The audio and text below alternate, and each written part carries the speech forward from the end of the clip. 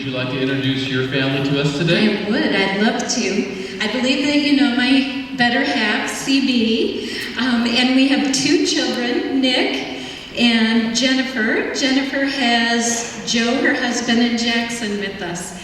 We were going to talk tonight about Mary and Joseph trip from Nazareth to Bethlehem and how they had to walk those 80 miles, and that's a long way when you're 9 months pregnant. CB, do you like to travel at Christmas? That would be no. He's not necessarily a homebody, but he is traditional, and he likes to be at home for Christmas. Nick, you have been deployed with the Marines, once to Afghanistan, but did not stay there over Christmas, but you were gone for Christmas one year. Can you tell us what was the worst part about that?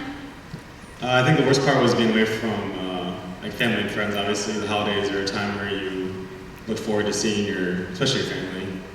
So that was the worst part. Was there anything that made it a little slightly more tolerable? Well, everyone you're with is just as miserable as you are, so you have each other to feel like, I don't know, you're all miserable together. And what about that steak? The steak was okay. He was on a MU, a Marine Expeditionary.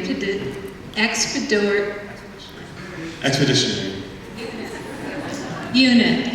Thank you, Rick. Anyway, they made a mistake. So when I think about traveling at Christmas, I think about inconvenience. I think about being out of my element and not liking it. But I have to agree with the Oak Ridge Boys. I don't know if you're familiar with their song, "The most inconvenient Christmas was the worst." What's the first? It was also, I don't know, it seems weird to me, but it was not that easy for them. Could you stand with me and we're going to sing at this time?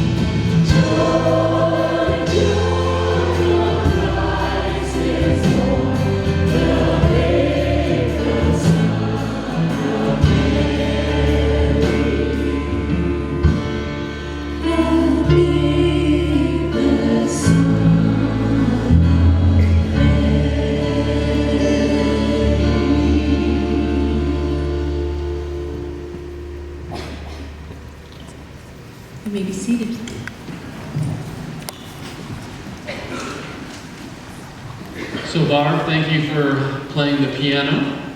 And now you get to introduce your family that's here tonight. I do, so I run over here, quick.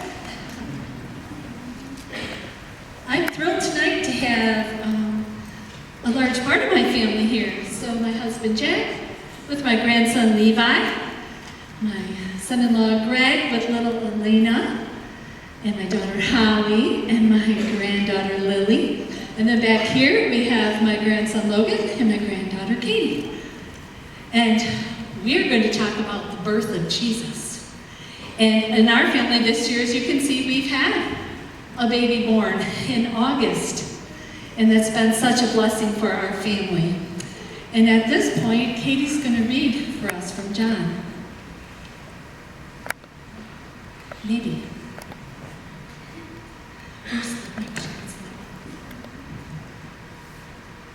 The true light that gives light to everyone was coming into the world.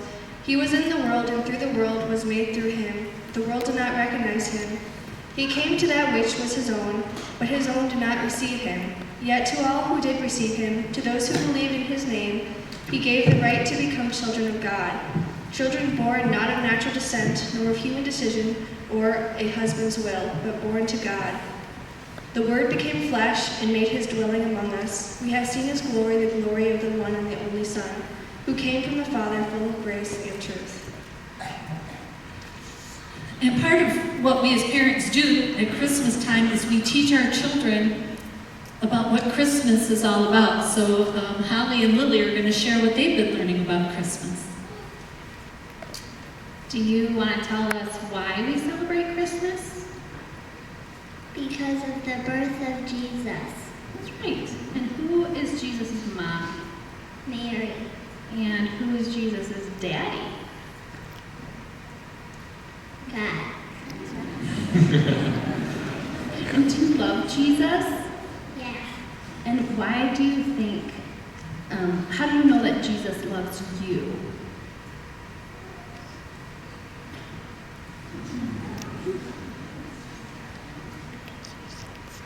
That he died on the cross. That's good. Good job, honey. So that's what we've been learning in our house this Christmas, John. Very good, thank you. Well, we want to take a moment now to bring our gifts to God and to be like those wise men that we'll be hearing about in a few moments, who out of reverence and worship to this King brought gifts. And as we prepare for this time of giving, would you join me in a time of prayer?